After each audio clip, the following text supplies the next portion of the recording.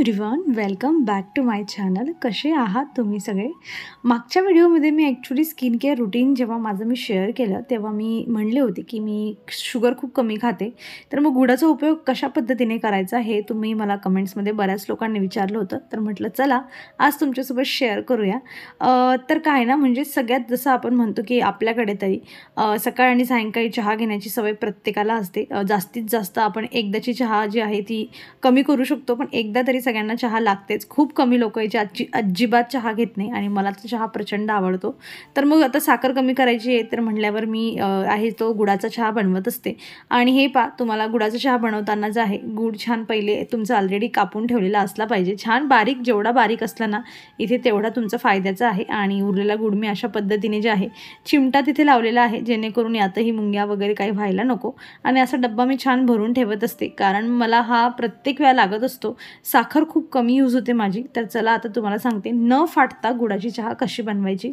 तर पहा, इथे आपल्याला साखरचा यूज तर अजिबात करायचाच नाही आहे. जशी नॉर्मल चहा बनवतो, जे तुम्हाला अद्रक टाकायचं आहे किंवा जी गवती चहा असते ती टाकायची, ते सगळं टाकून घ्या आणि चहापत्ती टाकून छान उकळून घ्या. यानंतर तुम्हाला पाहिजे तसं तुम्ही पाणी, दुधाचं कॉन्सन्ट्रेशन करू शकतात. आणि इथे दूध आणि वगैरे टाकल्यावर जे आहे व्यवस्थित उकळून घ्यायची आहे. इतकी उकळून घ्यायची की बस आता तुम्ही गाळणार आहात.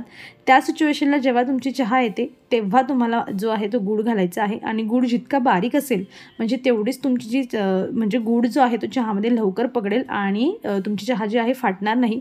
मी इथे पार्थ या कंपनीचा गूळ जो आहे यूज करते आणि एकही वेळा माझी चहा फाटलेली नाही आहे. बऱ्याच वेळा गूळ पिन लोकल क्वालिटीचा जर असला असा तर मग चहा फाटण्याचे चान्सेस असतात. त्यामुळे गूळ जो आहे चांगला असो वाईट असो, डायरेक्ट आपण म्हणजे वाईट इन द सेन्स की फाटणाऱ्या क्वालिटीचा असो तर आपण तो डायरेक्ट जो आहे शेवटी टाकायचा, मिक्स करायचा पटापट. आपल्याला कळतं आहे की 3-4 सेकंदातच गूळ लवकर मेल्ट होऊन जातो. आणि गूळ मेल्ट झाला की लगेच जो आहे गॅस बंद करून द्यायचा, रिस्क घ्यायचीच नाही. म्हणूनच मी म्हणले की तुम्हाला जेवढी चहा उकडायची आहे ती आधीच छान उकळून घ्यायची आणि यानंतर तुमची चहा बनून तयार होऊन जाते. फाटण्याचे चान्सेस अजिबात नसतात. आणि इथे मस्त गुळाचा चहा जो आहे तो एन्जॉय करायचा. थोडी आपल्याला चव वेगळी लागते गुळाची जी आहे, तो थोडा फ्लेवर येतो, पण जसं जसं आपण दररोज घ्यायला लागतो. आणि मी म्हणलीच आहे कुठल्याही गोष्टीची सवय व्हायला 21 दिवस लागतात. 21 दिवस ही चहा प्या आणि बघा तुम्ही यूज टू होऊन जाणार आणि तुम्हाला नवीन असं काही वाटणार नाही.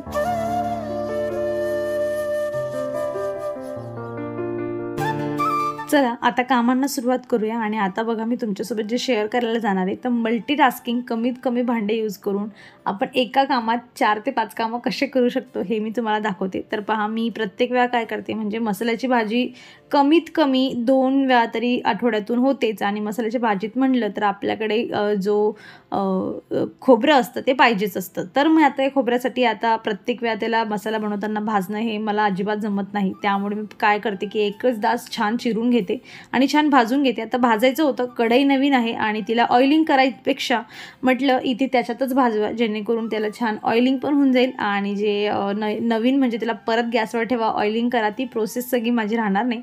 तसं तरी मी या कढईला ऑइलसाठीच यूज करत होते.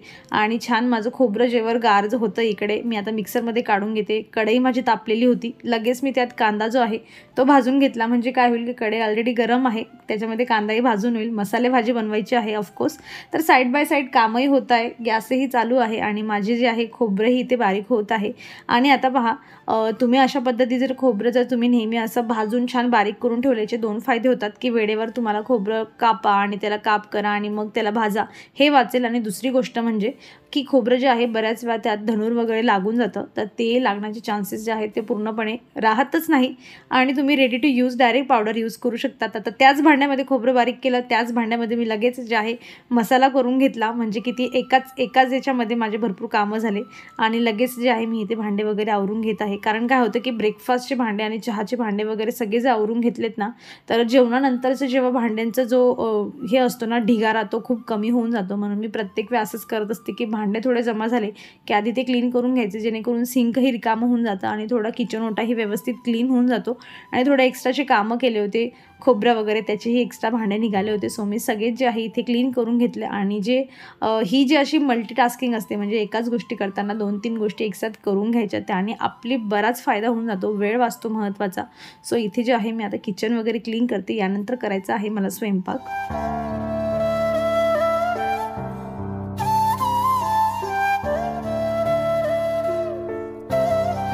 आणि आज भाजीमध्ये होती पाटोडीची भाजी. तुमच्याकडेही बनवत असतील, रेसिपी मी कधीतरी शेअर करेल तुमच्यासोबत, पण सध्या माझी बनवून झालेली आहे आणि खूप छान, खूप टेस्टी लागते. तुम्हीही बनवता का मला कमेंटमधून नक्की सांगा. आणि त्यानंतर ना ॲक्च्युली आलं पार्सल आणि मी मिशोवरून एक टॉप मागवलेलं होतं. म्हटलं चला तुमच्यासोबत शेअर करूया. तर मी हे जे आहे टॉप मागवलेलं आहे 250 आय थिंक अशी याची किंमत आहे, 247. कमी जास्त होत असतं. तर जशी ऑफर असते त्यांची 20-30 रुपयांनी कमी जास्त होत असतं. स्मॉल साईजमध्ये मागवलेलं आहे आणि असं त्यांनी लेस लावली आहे स्लीव्जला आणि खालच्या साईडला थोडा खालून असा त्यांनी घेर दिलेला आहे. आणि मी तुम्हाला ट्राय ऑनच करून दाखवते बिकॉज मला अनबॉक्सिंगचा एवढा एक्सपिरियन्स नाही आहे. सो आणि दाखवताही मला जमत नाही व्यवस्थित. सो तुम्ही आता मी घातल्यावर तुम्ही बघून घ्या तुम्हाला कसा वाटतो. याचं डिस्क्रिप्शन बॉक्समध्ये मी लिंक कोड जे काही असेल ते तुम्हाला प्रोव्हाइड करून देईन.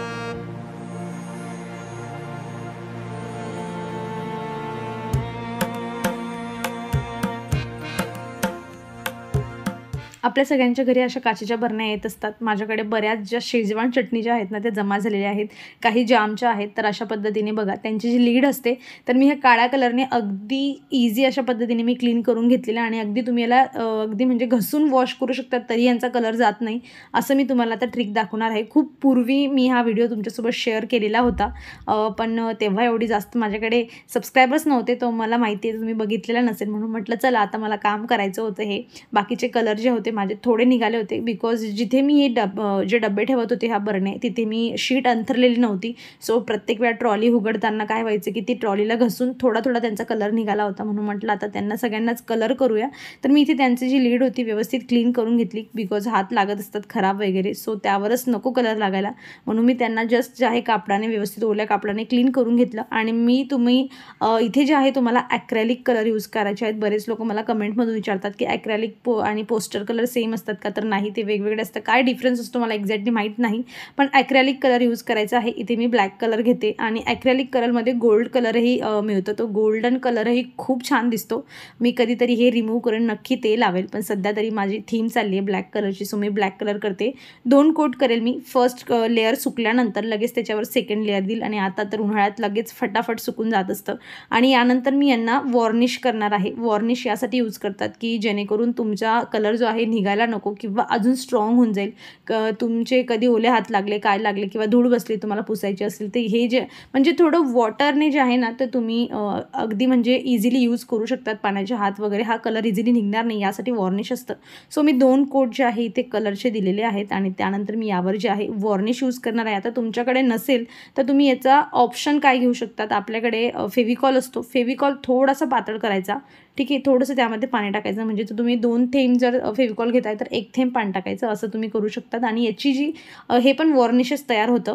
आणि ही अशा पद्धतीची जी आहे ही बॉटल आहे 120 ml ची. जवळजवळ मी 1.5 वर्षापूर्वी घेतली होती आणि अजूनही मला संपतच नाही. ती माहीत नाही त्यात काय मॅजिक आहे, एवढं संपतच नाही. तर बघा मी इथे 1 लेअर देणार आहे वॉर्निशची आणि त्यानंतर परत 1 लेअर देणार आहे.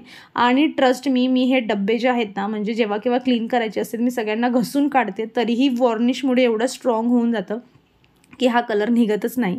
सो फर्स्ट लेअर नंतर मी इथे देईल सेकंड लेअर.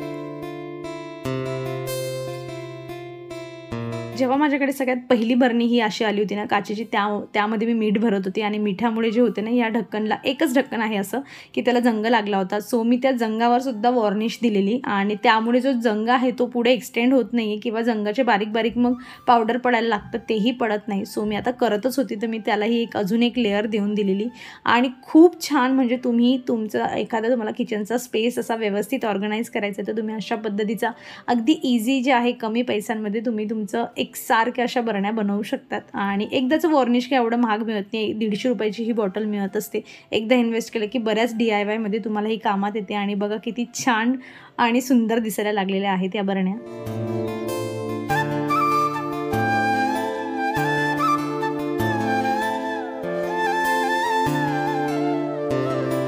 या वॉर्निशची लिंक ना मी तुम्हाला डिस्क्रिप्शनमध्ये देते. तुम्हाला हवं असेल तुम्ही घेऊ शकतात. पुढच्या फ्युचरमधल्या व्हिडिओमध्ये मी तुमच्यासोबत शेअर केले की काय काय कुठे कुठे तुम्ही याचा यूज करू शकतात. तर आता परत हा कलर निघायला नको म्हणून मी एक नॉर्मल जे आहे इथे पेपर टाकून घेतलेला आहे.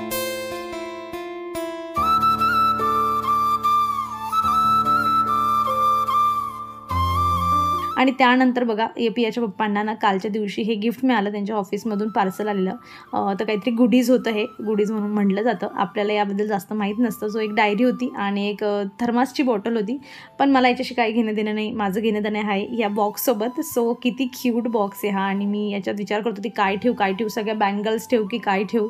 सो म्हटलं चला जे आहे मेकअपचं सामान आहे तो थोडा ठेवूया, ज्वेलरीज थोडीशी ठेवूया.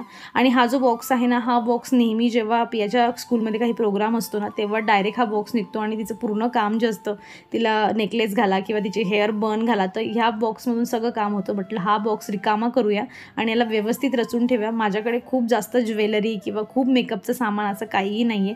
जेवढं तुम्ही इथे बघता या व्यतिरिक्त अजून थोडंसं असेल, तर म्हणलं मी इथेच जे आहे व्यवस्थित याला रचून ठेवलेलं आहे. कारण तुम्ही नेहमी मला बघत असाल, आजपर्यंत मी तुम्हाला एकही वेळा साडीवर दिसलेली नाही. सो त्यामुळे ज्वेलरीही मी एवढी जमा करत नाही. जी गोष्ट आपण जास्त यूज करत नाही त्यात पैसेही खर्च करायचे नाही. काही ज्वेलरीज, काही इयरिंग्स इतक्या क्यूट आहेत की त्या पडूनच माझ्या वापरल्या जात नाही, तर त्या खराब व्हायला लागलेल्या आहेत. आणि जाऊ द्या आता, कधीतरी घालूयात साडी पण. सो मी जेवढं तिला लागतं व्यवस्थित त्या सगळ्या गोष्टी इथं अरेंज करून ठेवलेल्या आहेत. आणि म्हणजे नेक्स्ट टाईम जेव्हा केव्हा तिला गरज पडेल तर सगळा गुंतामधून मला काढायची गरज नाही पडणार. सगळा सामान व्यवस्थित एकसाथ जो आहे लगेच हात घातला की मिळत असतो. आणि ह्या बॉक्सचा जो आहे मी अशा पद्धतीने यूज इथे केलेला आहे. आणि अशा वेगवेगळ्या गोष्टी जेव्हा फ्री ऑफ कॉस्ट मिळत असतात तेव्हा तर त्याचा आनंद खूप जास्तच होत असतो. आणि दिसायलाही छान दिसतोय आणि जे आहे व्यवस्थित ऑर्गनाइज झालेलं आहे सामान. सो मी इथे रचून घेतलेलं आहे.